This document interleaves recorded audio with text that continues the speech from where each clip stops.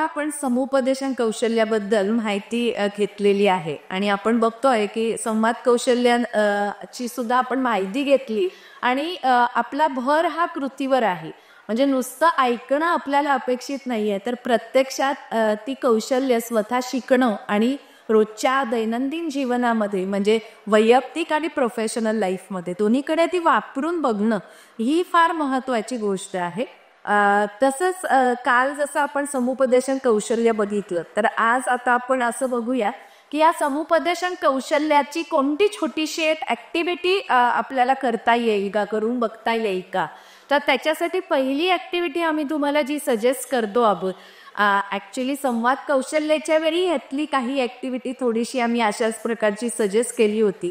पण आता प्रामुख्यानं तुम्ही असा प्रयत्न करून बघा की रोज एका व्यक्तीचं 5 मिनिटं तुम्ही शांतपणे ऐका आणि मग त्याच्यावर ऐकून घेतल्यानंतर त्याच्यावर प्रतिसाद द्यायचा. आणि हा प्रतिसाद देताना काय करायचं, तर संवाद साधत असताना पूर्णपणे त्याच्याकडे लक्ष द्यायचं, त्यांना मध्येच तोडायचं नाही. त्यांनी बोलल्यानंतर तुम्हाला ते किती समजलंय यासाठी पुन्हा एकदा त्या बोलणाऱ्या व्यक्तीचे शब्द त्यांना थोडक्यात पुन्हा सांगायचे आहे आणि तुमची समज योग्य असल्याची तुम्ही खात्री करून घ्यायची आहे.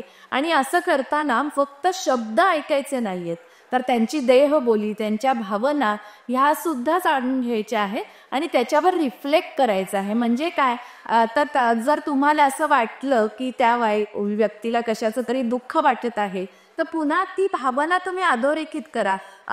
बरोबर आहे, माझ्या असं लक्षात आलेलं आहे की तुम्हाला खूप वाईट वाटलेलं आहे जेव्हा तो असं म्हणाला. अशा पद्धतीच्या भावना त्यांच्या समजून घेण्याचा आपण प्रयत्न करायचा आहे.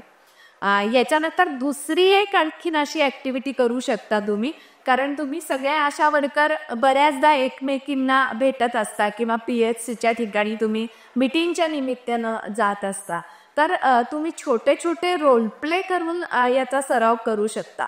म्हणजे तुमच्या मैत्रिणीनं समुपदेशक व्हायचं आणि तुम्ही एक काल्पनिक परिस्थिती तयार करायची आणि तुम्ही एक व्यक्ती आहात किंवा ती माता ज्याला तुम्ही भेट देत असता, गृहभेटी देत असता, अशा एका कुटुंबातली एक व्यक्ती म्हणून एकीनं रोल प्ले करायचा आणि मग असा रोल प्ले केल्यानंतर एकमेकींना फीडबॅक द्यायचा की तू असं बोलत होतीस तेव्हा मला खरं तर काय वाटत होतं, किंवा तुझा संवाद आणि समुपदेशक कौशल्यामध्ये काय चुका केल्यास तू.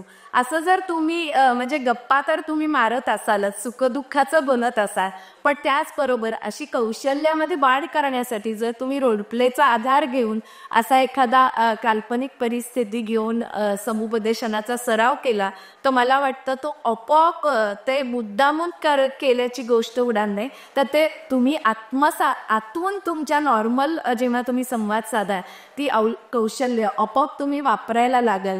तर नक्की आम्ही वाट बघतो आहे.